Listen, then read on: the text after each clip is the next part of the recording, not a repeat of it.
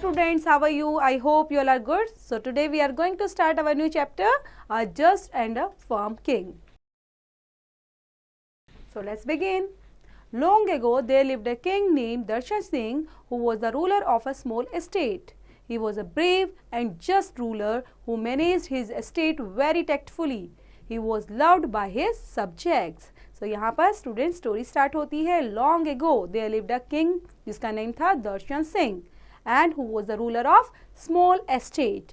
और वो कैसा था? Very brave and just ruler who managed his estate very tactfully. Means very tactfully का मीन्स बच्चे बहुत तरीके से और टैक्ट के थ्रू वो अपने मैनेज करता था सभी चीज़ों को और रूल करता था अपनी स्टेट को. Then he was loved by his subjects और वो अपने काम से भी बहुत प्यार करता था. Then he had two queens, Radha and Meena. Radha was very clever, wise, intelligent and pretty. She was not much loved by the king. Meena was childish, cunning and very beautiful. She managed to win the heart of the king and was loved by him very dearly. She also had great influence over her subjects. So यहाँ पर to queen's की बात हो रही है. सो जो राजा था he had two queens. First name is Radha and second one is Meena.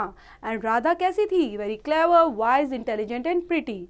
Okay लेकिन राजा उसको ज़्यादा प्यार नहीं करता था. देन मीना जो चाइल्डिश थी, कनिंग थी और ब्यूटीफुल भी थी और वो मैनेज करती ही थी to win the heart of the king और किंग भी उसको काफ़ी प्यार करता था. Then she also had greatly influence over her subjects. Then a son was born to each of the queens, first to Meena and then to Radha. Radha's son was strong and healthy and Meena's son was thin and weak. The interval between the births of the children was few weeks only. At this the king rejoiced much. The people also spent time in merrymaking. So यहाँ पर जो सन, अब उनके दो बच्चे पैदा हुए. एक हुए किससे? राधा से और एक मीना से. ओके जो मीना का सन था वो कैसा था बच्चे? मीना सन वॉज थिन और वीक था, है ना. और राधा का सन कैसा हुआ? स्ट्रॉन्ग एंड हेल्थी, है ना, काफ़ी हेल्दी था. तो इस तरह से दोनों के बीच में जो गैप था बच्चे वो कितना था? फ्यू वीक्स का ही ओनली. ठीक है, लेकिन एक हेल्दी और एक स्ट्रॉन्ग और एक वीक और थिन था. Okay the people also spend time in merry making. Both the princes grew up. Radha son Monu was very brave. He was much inclined to deeds of chivalry. He hunted lions, tigers and leopards. Meena's son Pinku was a spoilt young man. He always wanted to indulge in luxury. He was often found drunk. He liked to enjoy dance and music. He seldom stirred out of his palace. The king loved Monu, who helped him much a state affairs. Meena did not like to see Monu prospering and winning royal favor. So यहाँ पर जो दोनों princess थे अब grew up हो रहे हैं. सो राधा का जो सन था बच्चे, his name is Monu, was very brave and he was much inclined to deeds of chivalry. And क्या करता था? काफ़ी हंटिंग भी उसको पसंद थी. So hunted lions, tigers and leopards. लेकिन जो मीना का सन था बच्चे, Pinku, his name was Pinku, और वो क्या करता था? काफ़ी अपना जो टाइम था पूरा कहाँ पर स्पॉइल करता था? मतलब उसको डांस और लग्जरियस लाइफ और म्यूज़िक इस तरह से वो पूरा होल टाइम अपना स्पेंड करता था. लेकिन जो किंग थे वो लव करते थे मोनू को because of who helped him much a state affairs. जो भी स्टेट के अफेयर्स होते थे उनसे रिलेट करते हुए उनकी हेल्प करता था. So Meena did not like to see Monu's prospering and winning royal favour. She always complained against him, but the king turned a deaf ear to her. When both the princes were about 20 years old, they were married with great pomp and show to suitable wives. The elder prince was married to an ease-loving damsel, while the younger one was married to a healthy and courageous beauty who possessed the qualities of both men and women. She could fight very successfully in a battle and could hunt a lion or lioness. She was also a spotless beauty who loved her husband very dearly and was entirely devoted to him. So अब उसके बाद जैसे ही वो बड़े हो जाते हैं ठीक है। सो क्या होता है, अब उनका डिसाइडेड हो गया, शी वो ऑलवेज कंप्लेंट अगेंस्ट हिम, मतलब धीरे धीरे क्या होता है, अब जब बड़े होने लग जाते हैं, 20 ईयर्स के बाद हुए, तो उनकी मदर बेशक कंप्लेंट करती थी, लेकिन उनकी शादी के बारे में तो सोचना ही था। तो उनकी शादी होगी दोनों की 20 ईयर्स ऑफ ओल्ड एज में। सो उसके बाद पॉम्प एंड शो के साथ काफ़ी सूटेबल उनकी वाइफ्स आ गई। जो एल्डर प्रिंस था, ठीक है, एल्डर मीन्स बड़े वाला जो प्रिंस था बच्चे, was married and easy loving damsels, white younger one once married to a healthy और करेजियस ब्यूटी के साथ। ओके, उसकी शादी हो गई। Then both man and women, she could fight very successfully in a battle, और वो कैसी लड़ी हुई थी, काफ़ी एक सक्सेसफुल, और एक कहते हैं ना युद्ध में जीतना, है ना, तो उसको बैटल लड़ना बहुत पसंद था, हंट करती थी लायन एंड लाइनिस का, and she was also spotless beauty थी उसकी, and who loved her husband very dearly and was entirely devoted to him, और ज़्यादातर उसको हमेशा अपना टाइम स्पेंड करने के लिए उनको देती ही थी। One day when the king was at his court, a messenger came to him in great haste and bowing before him, said that another powerful king with his large army was a few miles away from the palace and was coming to attack him to spread havoc in the towns and its suburbs. The enemy was very powerful and strong, who had already subdued many kings and several of the own ranks and strength. The king was much afraid of him and thought himself quite unfit to stand against him. Monu, who was always seeking an opportunity to show a deed of chivalry to his father, came forward and asked his permission to oppose the enemy.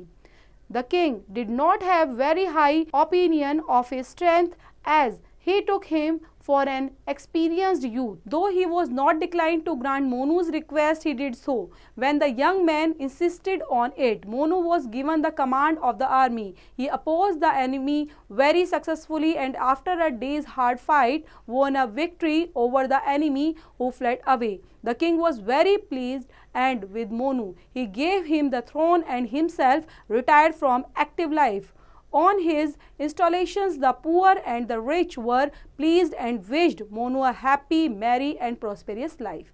So यहाँ पर उसके बाद जो मोनू है उसके लिए agree हो जाते हैं, उनके किंग होते हैं, फादर होते हैं, तो जैसे ही वो रिक्वेस्ट करते हैं तो उनकी बात को मान जाते हैं। उसके बाद जो मोनू होता है आर्मी को कमांड देता है, और Monu was given to the command of the army, और उसके बाद वो क्या करता है, he oppose the enemy very successfully, और डटकर एक तरह से सामना करना है ना बच्चे, सक्सेसफुली तरीके से, आफ्टर डेज हार्ड फाइट, और वो क्या करता है, von a victory over the enemy, है ना, अब क्या वो उसका वो जीत मिल जाती है उसको और वो जीत जाता है।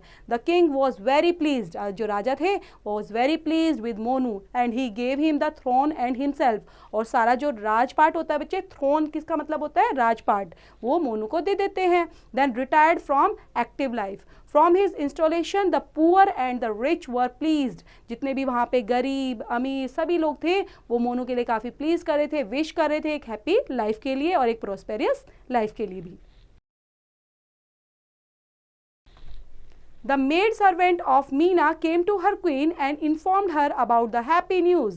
The lady did not receive it happily and told her that she should not be congratulated on Monu's kingship because her own son was deprived of the throne. She depressed herself in rags and asked her maidservant to call the king. She told the king that Pinku should have been installed on the throne because he was the elder son. The king said that he gave the throne to his deserving son and he would not like to give it to anyone to consideration in seniority in age. The queen was highly displeased and she cried and wept all the time just to attain her object. The king further added that Monu was true her son, as he would surely behave very gently and affectionately to Pinku, but she did not hear him. She told him that it meant that he did not love her.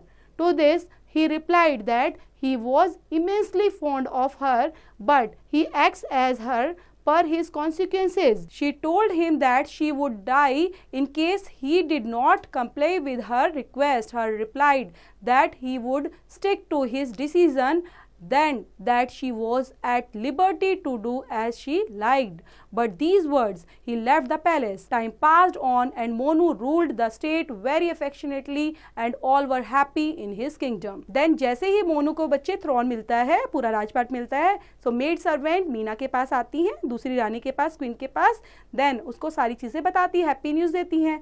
लेकिन जो मीना होती है did not receive it happily and told her she would not be congratulated on Monu's kingship. और वो उनके जो ऐसे मोनू को किंगशिप मिला है उसके लिए खुश नहीं है, ना ही उसको कॉन्ग्रेचुलेट करेगी. और क्या एड्रेस करती है और वो बोलती है कि राजा को यहाँ पर बुला के लाएं. सो जो मेड होती है वो जाती है और राजा को वहाँ पर बुला के लाती है.